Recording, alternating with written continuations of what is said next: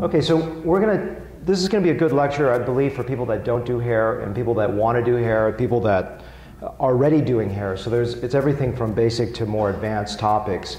My disclosure is some books I've written on the subject. I've made probably a few $100s total in all of it, so you can take it as you will. We're used to thinking about these bad results and saying, you know, the era of plug grafts are gone and we don't see this kind of horribleness anymore. But like anything you do, you know, maybe those really collapsed and pinched rhinoplasties are no longer there, but you still get rhinoplasties that are subpar. An example, this is a result on the left after the era of plugs. But if you look at it, it's suboptimal. And why is it suboptimal? And just like when you start to do more and more noses, you start to see suboptimal results that maybe your colleagues don't see because you start to have an eye for it. What this is it's a traumatic insertion of the grafts, and what you get is this pubic hair looking type of mess. Also, the hairline's too straight, and it also lacks density, and so this is a correction I did. What's wrong with this one? These are not plugs. These are 4 hair grafts placed into the hairline with compression. The sites are too small, the hairline's too straight, they're too erect going upwards, and there's also pitting where the grafts are placed too deep relative to the surrounding epidermis, and these are not plugs. What's wrong with this one? These are not plugs either. These are larger grafts placed too straight, too high, with lack of density, and this is a correction. So we need to have a humility when we approach all types of surgery of the face and the hair. One thing I find with a lot of my facial plastic surgery colleagues is there's a bias toward how boring hair is or how easy it is. And I find it amazingly difficult in terms of technical and creativity and fun. And hopefully this lecture will give you and impart that wisdom. So when we do a chin implant, we really create a nice facial frame to the face. But we get that same kind of thrill when we frame the upper face. It changes someone. And no matter how good your facelift is, no matter how good your rhinoplasty, no matter how good your fillers are, if you don't frame the upper face, you miss the total frame in terms of an aesthetic benefit.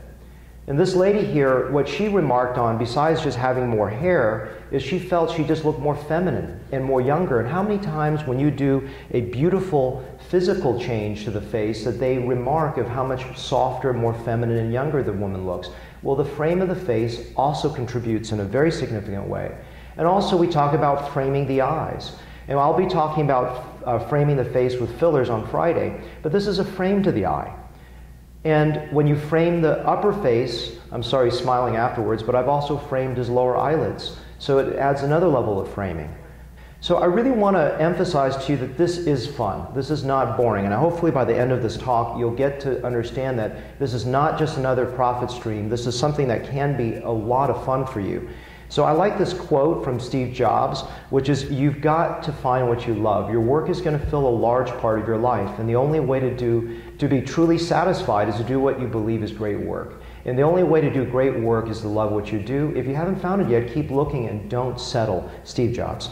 And this is from the Stanford address. If you haven't seen that one from 2005, I really encourage you to watch it. Start with vision. How do you have a vision? How do you get to the end point and move backwards from that? The way you do it is you sit with a hot pen and you start writing and writing and writing and figure out where you want to be in your life in 1, 3, and 5 years. And you're going to start crystallizing your personal and professional life. And when you have that, you can see maybe this makes sense for you, but don't just add it because you want to throw something on your menu of services. It's what I try to do the first 2 years. You don't get anywhere with that. And you got to remember, it's going to take energy. You can't not do this without energy, and you got to know what you got to leave on the table. Jim Collins says what you succeed in life is when you can know what you can leave on the table. If you do everything and try to do everything, you're exhausted at the end of the day, and you need to stay focused on it. That's so very important, is that when you just stick hair on top of your service menu, you won't get anywhere. You need to dedicate a website. You need to dedicate your time. And I'm going to try to talk a little bit about that as we proceed. And you need to be educated. You go to meetings. You guys are here at a meeting. But I can tell you this is not enough. You have to go to dedicated hair meetings to be great. And I mean every year, if not several times a year. And that's a lot of effort. It's a lot of time. And so that's important in training. Get your hands wet. Get your staff's hands wet in doing this. I believe that's important. I'll talk to you about some of those options as we proceed in the later part of this talk. And it is work. There's an idea of a stepchild mentality. A lot of times we'll say, you know, my real passion is rhinoplasty, but it's really not facial fillers. Well, if you don't have passion, if you can't look in your patient's eyes and have passion for what you do, get out of that business because you're doing it a service. Hair, I'm hoping I will ignite a passion in you if there is one in you, and you just don't know that's there. But if I don't ignite it, and if you don't have it, please don't do a disservice to your patients and do inferior work. So where do you need to start? Where you need to start is understanding the Norwood pattern. This looks so simple, right? You see in every textbook, you memorize it, but do you really know how hair grows? I was sitting in San Diego a couple years ago, the Aging Face course. I had a very esteemed colleague next to me who goes, oh, you know, I can recognize all those fake hair transplants. I said, the gentleman in front of you has a hair transplant to his crown, and the one to the side of you has a hairpiece. He says, there's no way, I can't even tell. I said, yeah, I know you can't tell because you don't do this. It takes what Malcolm Gladwell says, 10,000 hours to get great. It took me years to be able to see fake results, and I'm not talking about bad plugs. Anyone can spot that. I'm not talking about a jacked up nose. We're talking about subtleties when you're looking at things and you develop that eye over time. So very briefly, if you don't understand how a hair transplant works, we'll take 10 seconds and explain it. Norman Ohrenreich, the 1950s, found that hair that's genetically programmed not for loss, which is the back of the head, if it's moved to the front, it actually preserves those genetic characteristics and you don't lose it.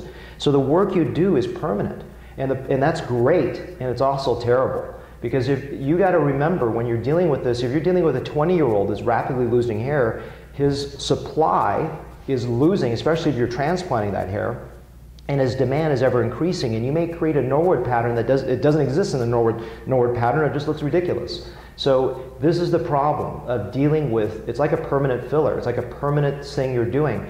There's going to be long-term sequela of what you do, and you've got to know what you're doing.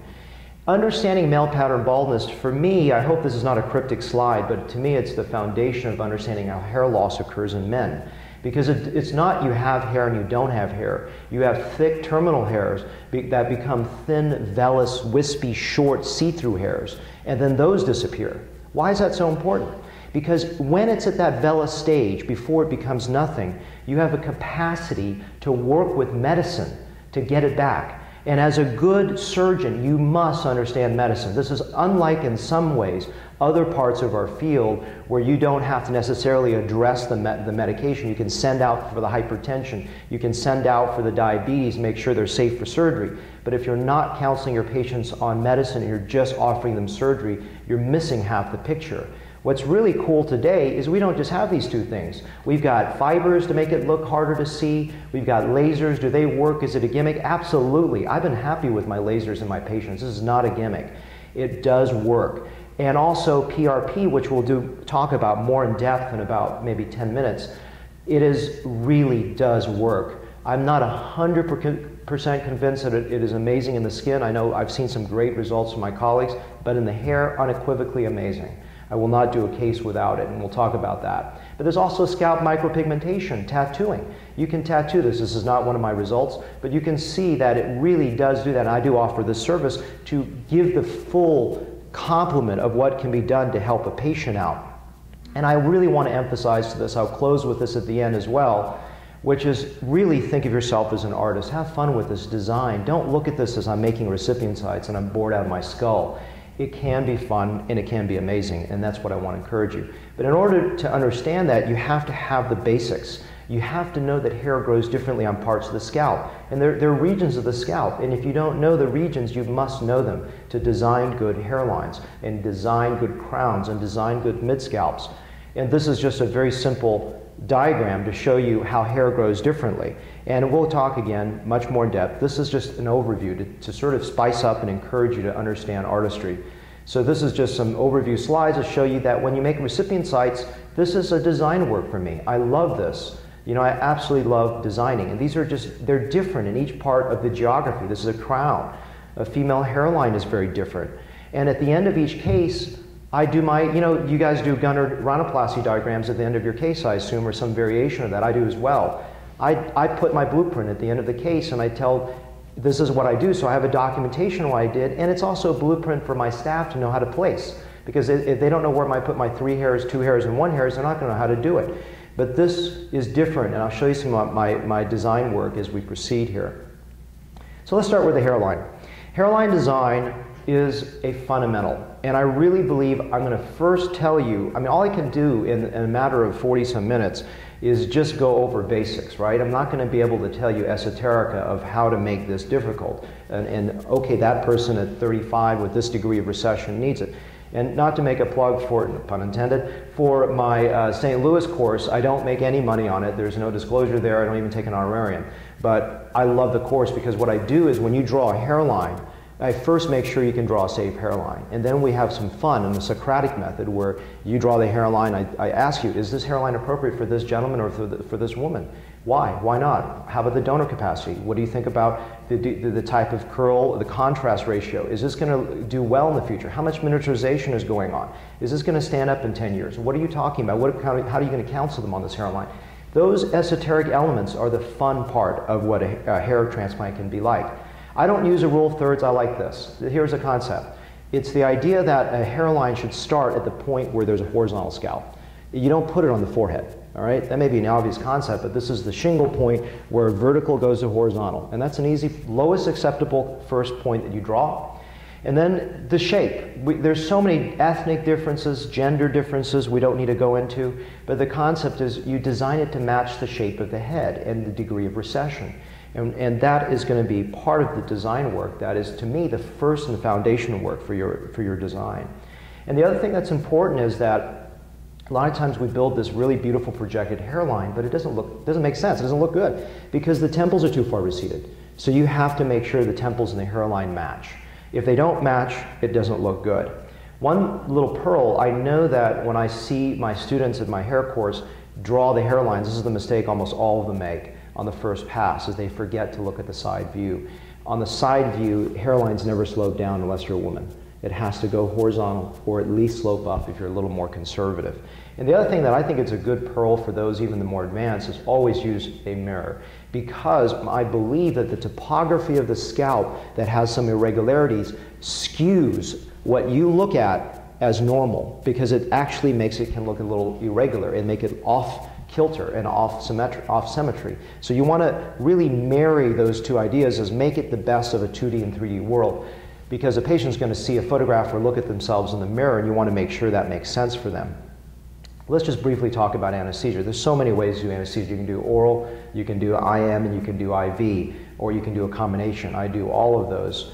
And so the idea of oral, it's very easy. If you have a accredited surgical facility, you can go higher than that. But I really believe you can deliver all three if you need to when I'm doing a strip, but there's many, many ways to make anesthesia so easy that you don't necessarily need to give IV. So my oral concoction, I start with is some Valium and Xanax at 7, and then at 7:30, when I'm starting to do the procedure, I give them a little intravenous sedation, okay? And then from there, at 1 o'clock, after I've made my recipient sites and they're placing, I just want them to be calm and relaxed after lunch, and I give them a little bit more of an oral cocktail.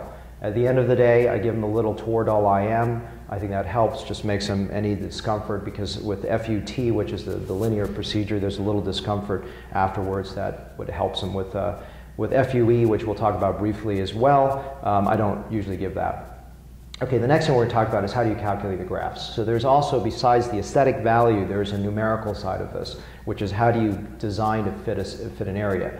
The point of this busy slide is the fact that, I don't know if you guys know this, but in order to see visible thinning, the beginning of visible thinning is about 50% hair loss. If you don't have 50% hair loss, you're not going to see even any shred of hair loss in that person. They're not going to look balding.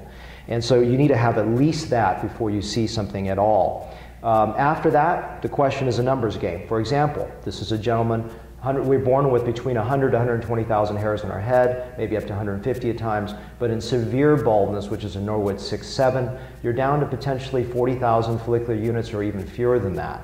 And so how do you do this? How do you go and make that reality? Well, obviously, in some cases, you're not going to make that person with a full head of hair because the numbers game just doesn't work out. So in this slide, what we're showing here is that you have about 100 square centimeters in this gentleman, for example, with between 3,500 to 20,000 follicular units available to make the transplant. But are you going to really fill that whole area? Well, how are you going to do it? So if you make your graft too scattered out, it's not going to have density or it'll look fake. or won't age well for them. So this is an area that's about 300 square centimeters, and you're trying to replace it with those number of follicular units. Well, you can see that it may not actually be able to be done to make it look good. But remember, you're trying to achieve just past 50% of what they're born with to make it look dense enough in areas. And then you've got to make some judgments here. And so these are just different areas showing you that if you just did hairline, you're looking at about 30 square centimeters, and if you're doing the frontal, obviously no one would do that in that case. It would be a completely unnatural result. But I'm just showing you in different areas, you're planning at different strategies of how much do you need per area. The other thing here is how much density, right? Are you going to, below you're seeing about 20 follicular units per square centimeter, in the middle 30, and then 40. And what's fun about this is you want to be using all those. You know, if I'm using the posterior mid-scalp, it's not as critical. I'll maybe be using 20. And when I'm doing the hairline, I may be doing 35, and maybe central forelock, I'm doing 40. And how do you get good at this? Well, I'll talk to you about ways to practice at home in a moment, but first I want you to conceptually understand this. So how do this is just showing you, if you're going to cover these areas at different degrees of density, how many follicular units are you going to need? And this is just a calculation based on this. And so let's say we'll take the middle one, it's 70 square centimeters, and you want to use 30 follicular units per square centimeter. In that area, you're going to need 2,100 follicular units on average, being an average follicular unit being about 2 hairs, right? And a follicular unit, if that's not clear to you, our hairs grow in clusters of 1, 2, 3, and sometimes 4 hairs. And you can divide those follicular units to make the numbers you want. And that's what's sort of fun as well. Here's an example of a donor strip. And what you're doing here is, let's say the density is at 80 follicular units per square centimeter. And you want to take a strip of 1 centimeter by 25 centimeters in length. So what is that going to give you? Well, 80 times 25 centimeters, because we're assuming a 1 centimeter width here, you're getting about 2,000 estimated follicular units, and that's how you make your plan. So let's break it down further. So in reality, what I'll do is I'll harvest a strip, take a 4 centimeter strip out, or 2 centimeter, whatever it may be, take that out, my team dissects that 4 centimeters, and we get what we get. And this is, let's say we get 54 1 hairs, we get 222 hairs, we get 62 3 hairs, and then we add that to be 337. And from that number, we multiply by 6, right? Because there's 6 times 4 equals 24 centimeters. That'll give us our approximate total yield. Now, as the dissection progresses, they may have to adjust the number. From that number, I then look at the area and I design my pattern. That's how I do it. And sometimes I'll say, this gentleman has really thick, coarse hair. I need more 1 hairs. Let's take those 2 hairs and divide them into 1 hairs. And so my girls will plan accordingly like that. Okay? And this is also showing that sometimes there's variances, and we need to make account with, as they dissect, they're going to have to take averages so that we stay on track. Sometimes we're a little over, sometimes we're a little under, but we can make adjustments as we proceed. And this is just showing you if the hairline is pushed all the way to the dotted line, okay, so that's going to add over there another 7, so it's 30 more square centimeters, and that's going to add 750 more follicular units. So just by making a more conservative hairline, you can save a lot of grafts and make it more compact and dense. And that's part of the design work where you're going between your left brain, which is more of the calculating brain, and the right brain in terms of design work. And so it can be a challenge both technically and as well as artistically. So the next step after we've given the anesthesia, we've figured out how to calculate everything, we're gonna harvest this, okay? So this is just a standard strip. We need to understand what a safe area is. As Orange Track has talked about, there's areas that we're gonna have that are dangerous. You transplant hairs up here and the person goes further bald, those hairs were genetically programmed for loss, you're gonna lose those hairs, and that's gonna be a problem. And so we buzz it down. We leave a short 1 millimeter guard on there just so that we can see the natural hair curl. And that hair curl is really, really important when we start dealing with the placement. I'll talk to you about that in a moment. We do a ring block, usually about 20 cc's of 1% lidocaine to 100,000 of epinephrine. I love this device to give tumescence. It's absolutely fantastic. It's from John Cole out of Alpharetta, Georgia. It allows me just to keep on pumping the tumescence in without having to draw it out of a basin, which I did a few years ago. Tumescence is critical. You need to create a tense, blanched area back there. If you're not doing that, you're going to have a higher transection rate. and you're going to lose hairs. And if you have a higher transection rate, you have a bad wound. A lot of people as surgeons were so obsessed with the closure. The good result in the donor area begins and almost ends with how good your harvest is. If you have a crappy harvest, I don't care how perfect and how much time you spend to do the closure, you'll have a crappy donor scar. You need to not transect the area because of the donor scar. And how long does it take me to harvest? An hour and a half. My God, it takes you that long to harvest? Yeah, because it's as important as your recipient area. It's not a 10-minute slam bam, let's get out of here. You got to spend time and make sure you're not transecting. And the tumescence allows you also, like a ship on high tide, to move your blades far away from your neurovascular blood supply so you don't damage it, you don't get neuromas, and I've had to treat neuromas from other places. The answer to do that, by the way, is botulinum toxin. You shouldn't be getting that. You should have a bloodless field when you're done. And this is showing I'm just injecting with a 21 gauge needle. Fantastic instrument. Again, no financial affiliations with any of these companies. And as you're dissecting, go slowly, really slowly. Lift up, look. Make sure you're not transecting. Go really slowly. And this is just a schematic showing you that. I don't use this many multi-blade type things, but if you're seeing the base of the follicle that's being transected, you need to move your blade up, and if you're seeing the top of the shaft being transected, you need to move the blade down, and you're making these micro adjustments. Slowly, slowly. Take your time, have passion with the harvest. It's very, very important.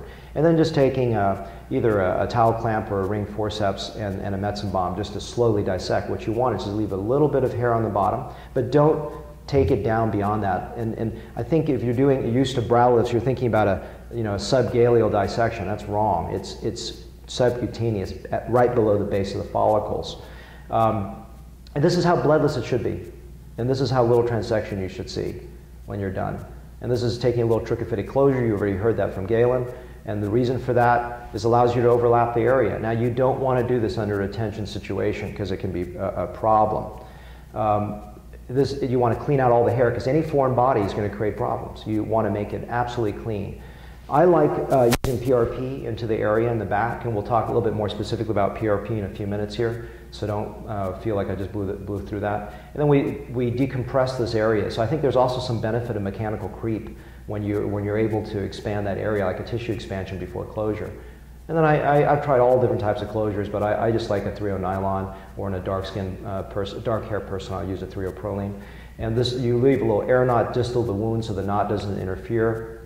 And the other trick I like is when you're doing a trichophytic closure in particular, you want that needle to go at a 45-degree pass-through. So as the outer suture will actually draw down the lip, so it'll be a vertical pull down, and it's going to get you a better overlap.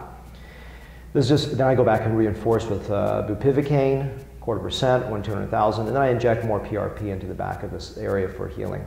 This is a great pearl. I just learned this and it's actually saved my butt. If you're dealing with a tension closure and you can't close the wound, hyaluronidase, wow. It goes in 10 minutes to an easy closure. From a 3+, can't close it, down to 0 tension. No blank.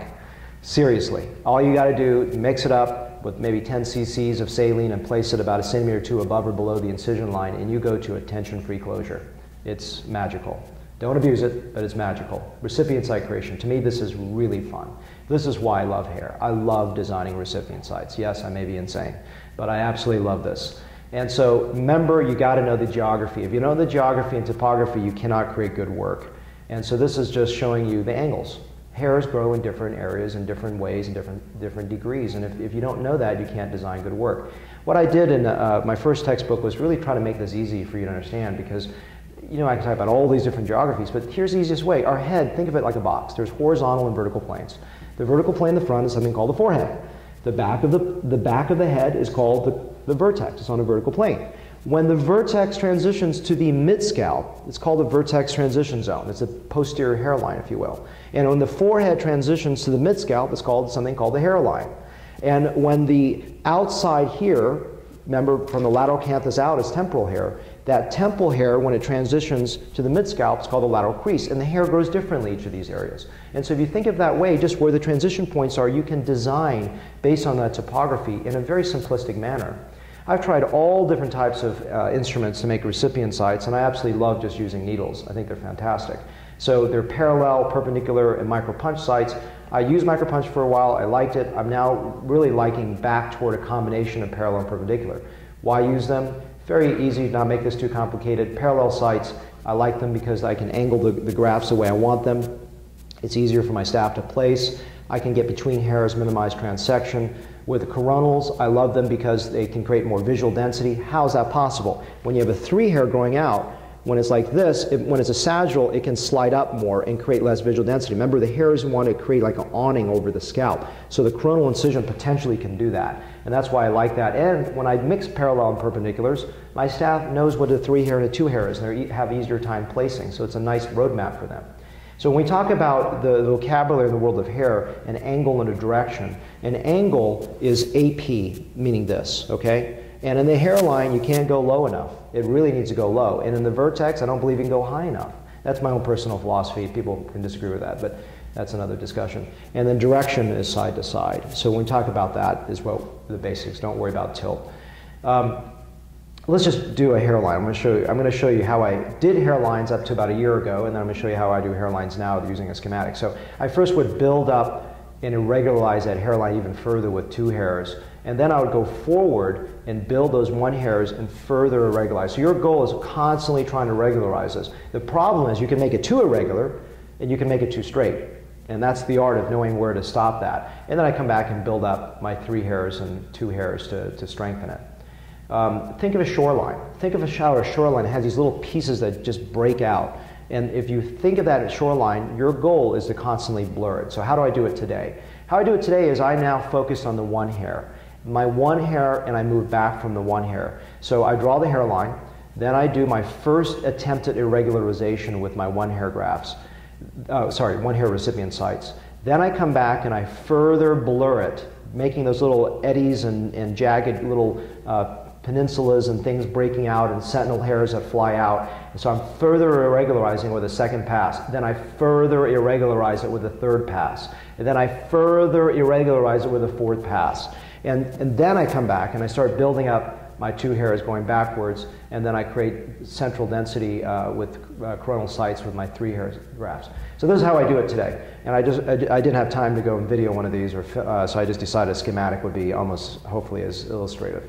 And so when you design sites, you want to design them specifically to match the areas. And so an example here is that there are coronal sites in my temples to make them really flat, because you need to make these temple hairs flat. And my objective is, if you're doing hair, don't do temples for the first 5 years. You're going to create problems. And then if you see, I've got 1 and 2 hairs are sagittal, then I've got some coronal transition points, and then I go back toward some sagittal sites. And this is an example that's a little more clearer. You can see my 1 and 2 hairs are sagittals. You got these coronal 3s, and then you got some 2s that are, those are 3+ hairs that are both to sagittal, so that my girls know how to place into them very easily. And there is actually an aesthetic benefit to why I do those particular sites, as I explained earlier. And just showing you more recipient sites of how to design it. Oh, actually, could you go back 1, Leo? The other thing too is, do you notice how the hairline goes in a little bit? Okay, that's called a convergence pattern, and that's a little esoteric for those that actually do hair, because the hairs with a round scalp like this can roll out. So if you converge in, you want this area to be denser. So I do a little bit of a convergence in my hairline if it works for that person. This is a crown, and the trick with good recipient sites is there's no abrupt transitions anywhere. If you look, every part flows into another area, and I would encourage you to look at a colleague, who maybe myself, who has very short cropped hair that's not really balding, and look at how the hairs grow. Because until you know how hair grows on a head, you're not going to actually make natural looking results. So in a lecture, I was lecturing on this in Atlanta, and I tried to sit here and actually articulate what all this means, and I realized I was just getting the audience more and more confused. So if you really want to know how I design this and you're an advanced practitioner, let's sit down and I'll go through each of my design patterns. But suffice to say, the reason I show you this is that every pattern I do is different, and it's based on the patient's degree of loss, what I can achieve, what am I looking projected long term for that person. And that is why hair is different. It's like a rhinoplasty. It is not just sticking recipient sites up there. If anything you can take away from this message is that it can be fun and creative and challenging. Let's talk about regenerative medicine. This is my biggest passion for the last 3 years. It absolutely works. It is phenomenal. It is drop dead amazing. If you're doing hair and you're not doing it, please add it to your practice. And I have no financial interest to say that I use these products. So this got me started. Featured in my last book, Gary Hitzig wrote this, and I saw the slide. He did a split scar treatment with PRP and ACell. I said, my God, I got to just check this out. And this was in 2011, and since then I've not turned back. And I first started with the autogel system. It works great. I don't really care what system you use, to be honest with you. I think they all work. Just get it in the scalp. How do you do it? I'll tell you in a moment. I now use the Angel system. The reason I like it is because I can actually titrate whatever I want with my hematocrit percentage, my platelet percentage. I can pull a bucket of it out at a cheap cost. I can pull out 120 cc's of blood and be able to spin it to whatever level I want. It's so much better in terms of quality and quantity control. So you really are trying to shoot for a platelet density of about 1.8 to 2.5x physiologic levels. And that is a bell curve which really articulates, that really shows you what is the best and most active platelets percentage. I use a 7% hematocrit. And why do I do that? Because of this really complicated slide. I want you to go ahead and write all that down if you don't mind. No, just joking. So this is based on my Angel system. And what I do with Angel system, I mix with 7% hematocrit. Why? Because supposedly talking to the scientific investigator, it's the most active portion of plates I can pull, and you're going to get some blood in there. Because I know that those purists, when they do orthopedic work, they go, I don't want blood in my stuff. It's counterproductive. I understand that, but this seems to work quite well. So I basically take 5 cc's of PRP. I stopped using ACell in linear scars. I find that actually can be it can actually lead to a little more scarring. So I take that, I clean that out. So out of 120 cc's of blood, I spin it down, mix the platelet-rich plasma with the platelet pore to get a concentration of 2.5x, and I get about 35 cc's out of that. I take 5 cc's of PRP in the donor area. I have 10 cc's of PRP and ACells that I put onto the grafts right before I insert. So they're not a storage medium, they're prior to insertion. And I use 20 cc's of PRP and ACell into the recipient bed. The question a lot of people ask, when do you do it? Before recipient site creation, after? I've done both, it doesn't matter. Also, people have this thought is, if you use an Abasi solution, which is steroids in the front, are you going to compromise it? No. So there's a lot of voodoo out there and myths. I can tell you it works. Without surgery, when I use it, it's equivocal. I don't always get the results. I'm changing some of my protocol designs, and some of it I'm trying with just straight PRP. You can ask me in a year what I think.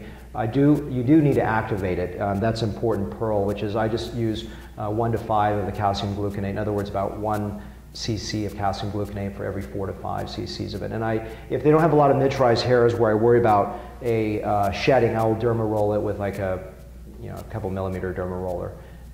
So just the pearl is that you got to activate this. How you can activate it? Recipient sites is one way to activate it. So when I make recipient sites, I don't activate, but otherwise I will.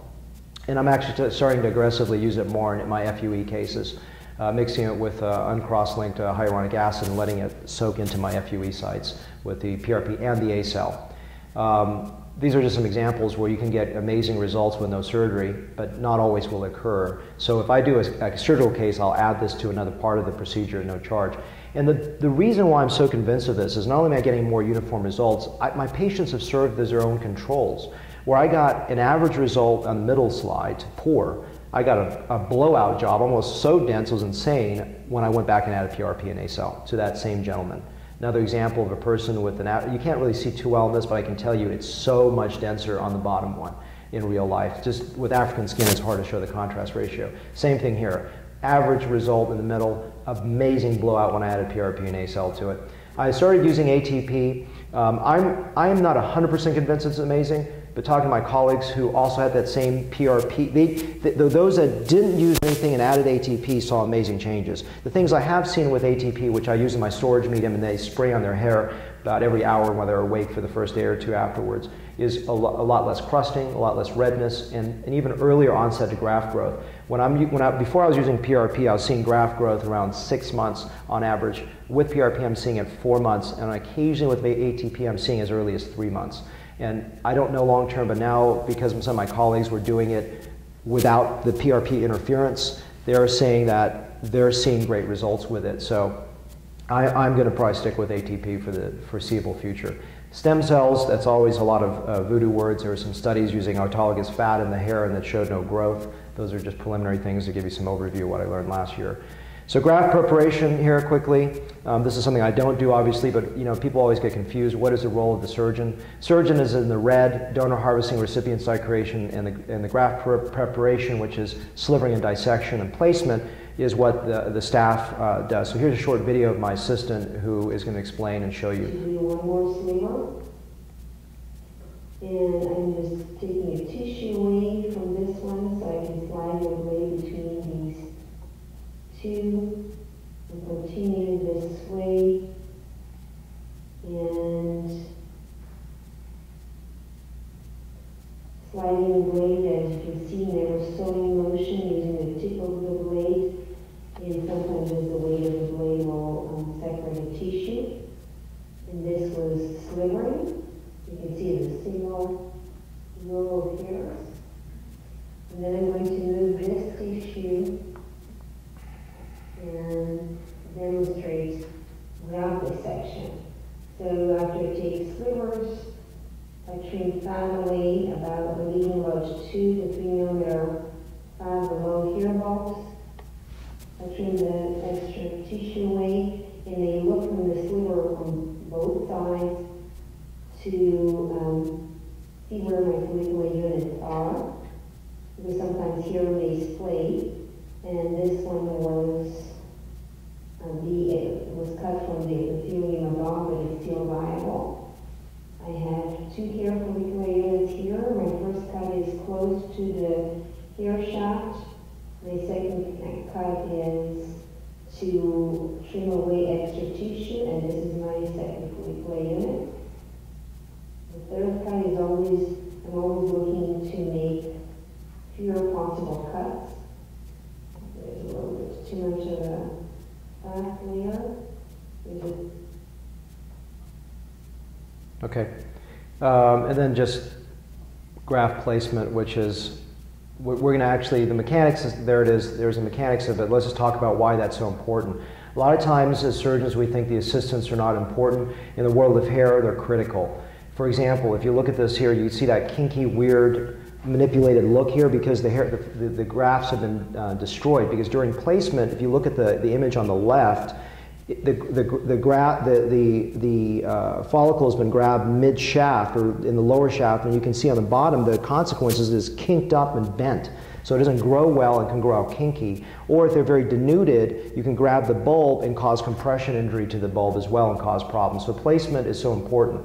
What you're seeing in the white circle on the top left are grafts that are placed correctly, just about 1 millimeter above the surrounding skin. What looks like it could be correct in the black, which is flush to the skin, actually will sink after edema, and you'll get pitting. So if you look at the 2 examples there, those pitted results are due to the fact that the depth was placed incorrectly for the sites.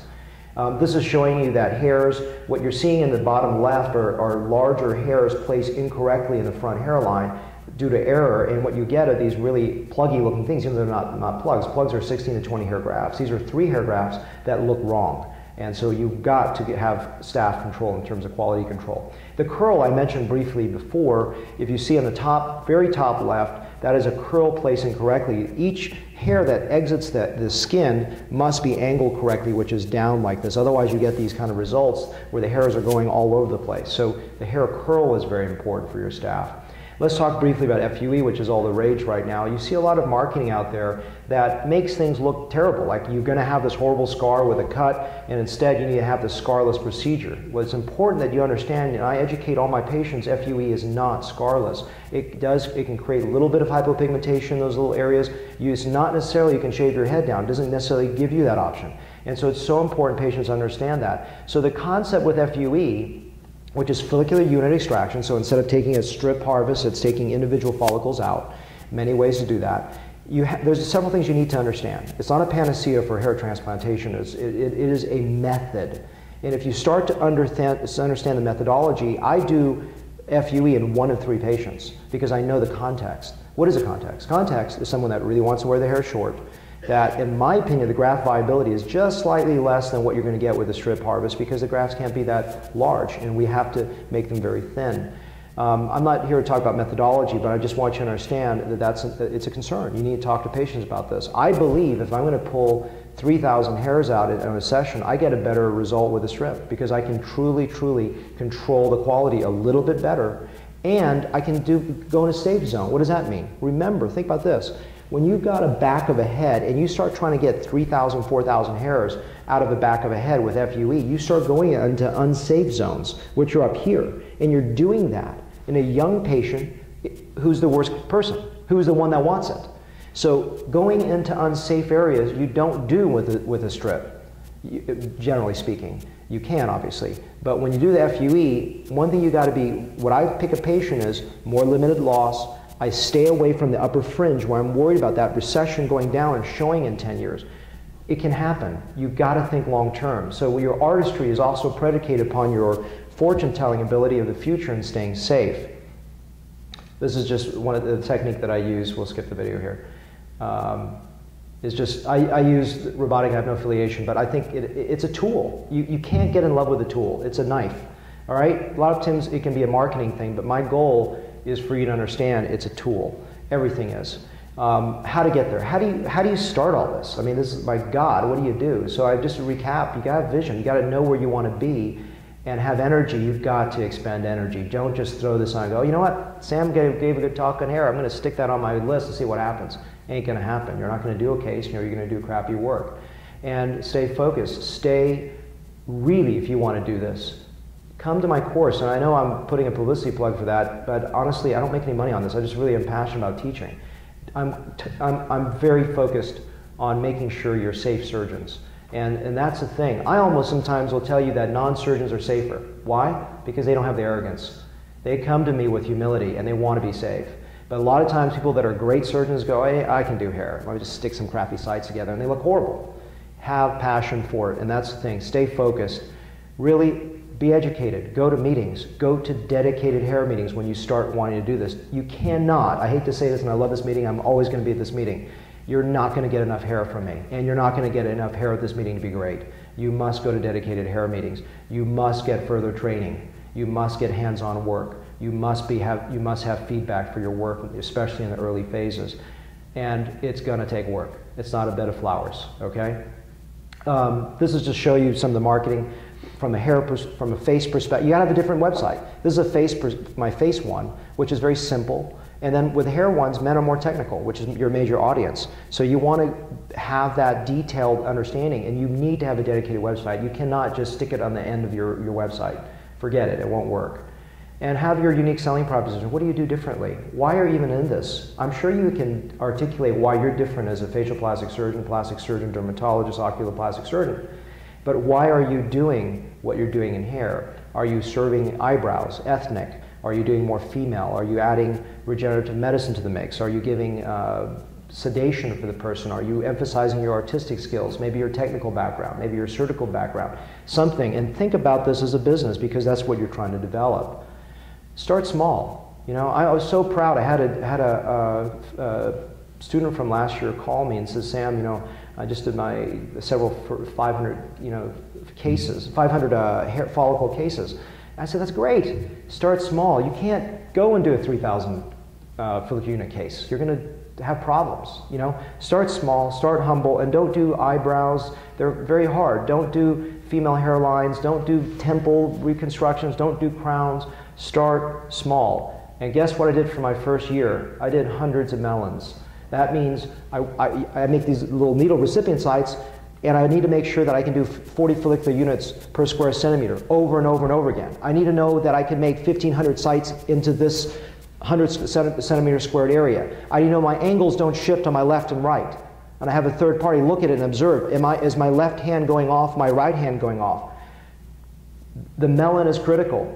And this is what I teach you. You know what's great about the course again is that I watch you do it, and in 5 minutes I come back and I correct it, and within 1 hour I've corrected, you go home and you start working on it. You need hands-on. You cannot have the feeling that you're good enough and you know do this. I did this every night for the first year of my practice. And then Amina, who works with me, who's a genius, really has come up with great training to help you build your staff, because that's obviously a huge limiting factor. And she does a lot of intensive training, both at St. Louis as well as in the book she wrote. And I make no royalties off of hers. So she's just really, really good in developing how to do the training, because that's the question, how do you train? And then the most recent book, I focused on marketing and business and how to cross-train. How do you develop these so that you don't have to hire more staff, and talk about that. So that's a huge component, is staffing, and I understand that. And so these things, I've dedicated a large part of my life to teach hair. And again, it's certainly not for money. And if you want to write a bad review because I was plugging anything as I'm doing, I don't make any money on my courses. I just love teaching. And my goal is for you to be a safe, passionate, ethical, creative, technical surgeon that loves hair. And if I've done that in the last hour, fantastic. And I leave you with that. Be artists and be passionate in everything you do in life. Thank you.